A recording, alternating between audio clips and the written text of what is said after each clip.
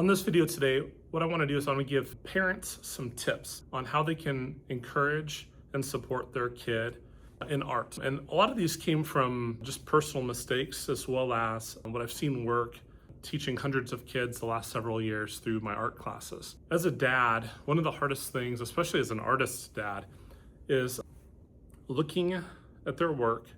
They want to share it with you, but they want encouragement and praise. They don't necessarily want tips on how to make it better, right? And it's hard because you're like, oh, I know what they could do next. I've made this mistake early on when I was coaching basketball. There's a certain age, especially towards middle school, where they might accept your coaching when when they're little. However, there's a point where they really just want to know that you love them, right? And so having all the answers and seeing them and wanting to give them all of the information is actually not what they need right now. And that was a hard lesson for me to learn. So the first thing I'd like to say, the first tip I'd say, is to praise the effort and not just the picture. One of the things that I think is really helpful early on is recognizing how much time and effort and creativity that they put into that. And and you can acknowledge, hey, I like that picture too, but say, man, I saw you working over there. You were really putting a lot of work into that, a lot of thought into that. You seemed, to really enjoy yourself. How did you feel about it? What are you excited about with this particular piece? And just let them tell you. Ultimately, getting that gas in the tank is really helpful for them wanting to go back to the drawing table at some point and trying something else. So learn to praise the effort and not just the picture. Sometimes they will get so mad at themselves, they'll crumple it up and throw it away. That might be okay too. You can let them have a moment. But the big thing is, especially when you see that, is say, hey, every artist sometimes makes drawings that they're not happy with. So it's totally cool to not be happy with that one. I think you have some masterpieces ahead of you, just keep making art. Anything you can do to praise that effort, I think, is very, very valuable. The second tip I would give you is to, when they do show it to you, learn to ask questions instead of giving advice. So you could ask them what are you happy with this particular one? Or if you're to do this one all over again, what are some things you might want to change about it? Why did you choose the color red? It could be any one of those types of things. And we don't want to trick them. We don't want to have these questions be leading like an interrogation. It's literally just being interested, curious, helping them be the expert, right? That's way more important than you saying, I made this one recently. My daughter did fix it, but she didn't feel good about it. And it didn't make her want to show me anymore. But she was doing a black and white piece with graphite of some chess pieces. And she didn't understand what all the pencils could do yet. And I saw that, her values weren't quite where they needed to be yet. So I pointed it out. Now she fixed it and it looks tremendously better. But the problem is she didn't feel good about the way I presented that information. It felt like criticism. So what I could have done differently is I could have just said, I noticed you have a lot of different pencils in your set. Do you know what they all can do? Because it detaches the material that she's using from the effort, right? The work. And just say, hey, one thing I really like about these types of pencils, the hard ones, is that they stay sharper longer, they're lighter, they're easier to erase. And then later when I want to make things darker, I'll switch to these ones, because she'll catch it and then she'll look at her work and say, oh, that's how we make that darker. There's ways to do it that don't feel like we're attacking their output. So I think that's helpful. Learning to ask questions instead of giving advice. The third one I want to say is give them permission to make bad art.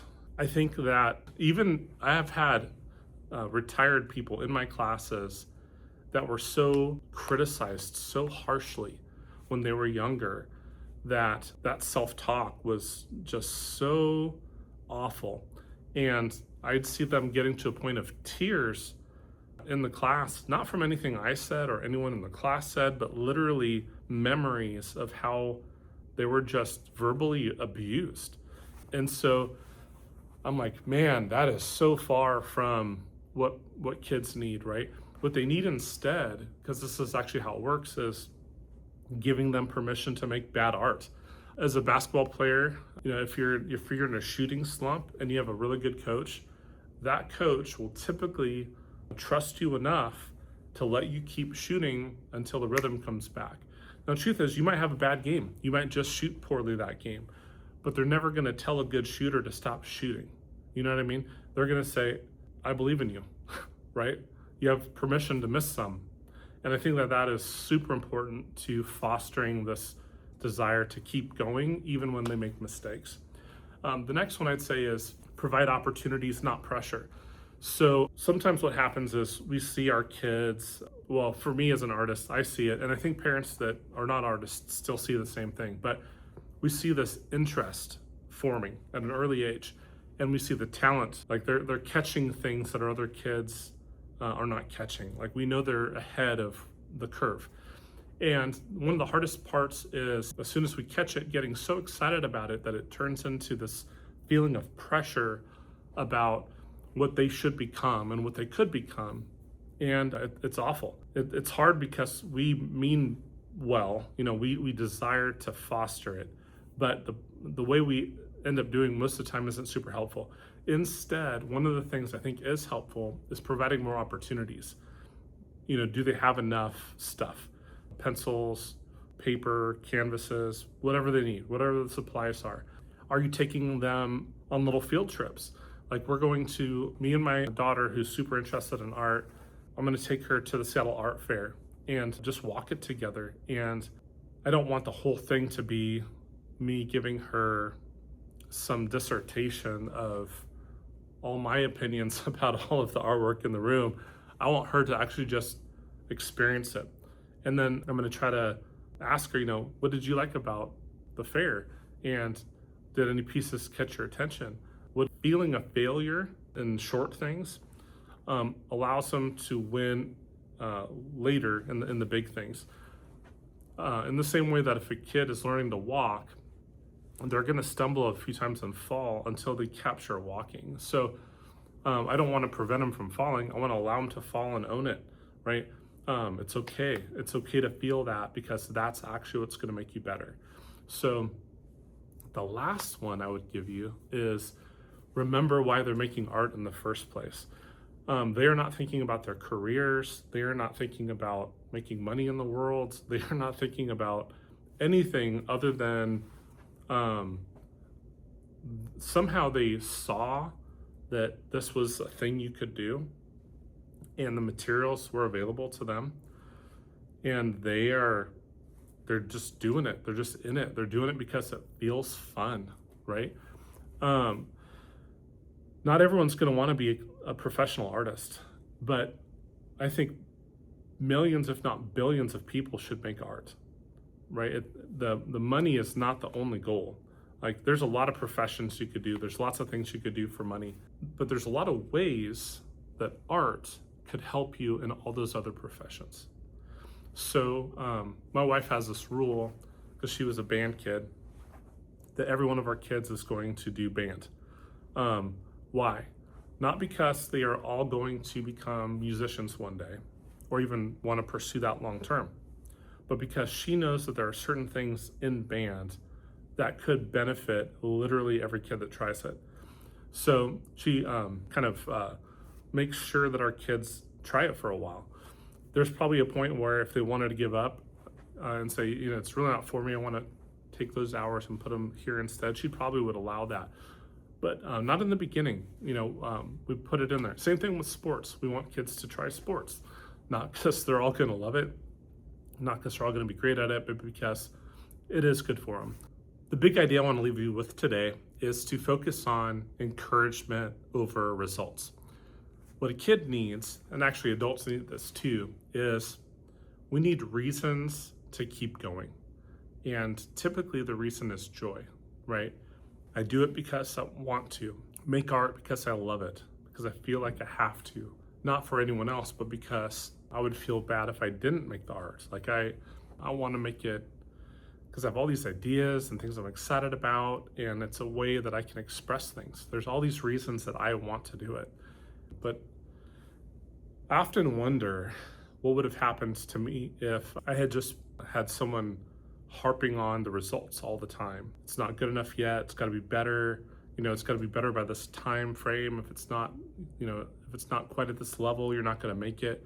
You know what I mean? Like if they were just nitpicking all of the little reasons why they thought I might fail. And even if they were doing it because they loved me and they were concerned about my life, the truth is it probably would not have helped me very much, because rather than focusing on getting better because I love it, I'd be focused on maybe I'm not good enough, right? And all the doubt and kind of self-defeating talk happens more and more. And so the best way to actually see the results improve in your kid's life is literally through encouragement, opportunity, asking questions, being interested, being curious, not comparing, all these other things that we talked about today. I think the encouragement is probably this thing that every one of us is probably not getting quite enough of, right? And sometimes when we don't feel like we've had enough encouragement, sometimes we don't even remember that we should give it, But hopefully you've had someone in your life that was really great at encouragement to you and helped build you up to the point you are right now. And you can be reminded of some of the things that they said that stood with you for a lifetime. I know I have. I've had amazing teachers, coaches, as mentors, friends, family speak into my life, filling it with encouragement. And that encouragement makes me want to take another step, But if instead, even if well-meaning individuals were trying to tell me all the reasons my art could and should be better and how to fix it, man, I might have just thrown in the towel a long time ago. It would have stolen the joy. So there are ways, especially through opportunities, that your kids will learn that they probably need to improve, that you, as who should be one of their biggest fans in their life, that kind of stuff doesn't necessarily need to come from you. And I hope that even if you are an artist, I hope you realize the best thing we could do for our kids is foster that joy that they have.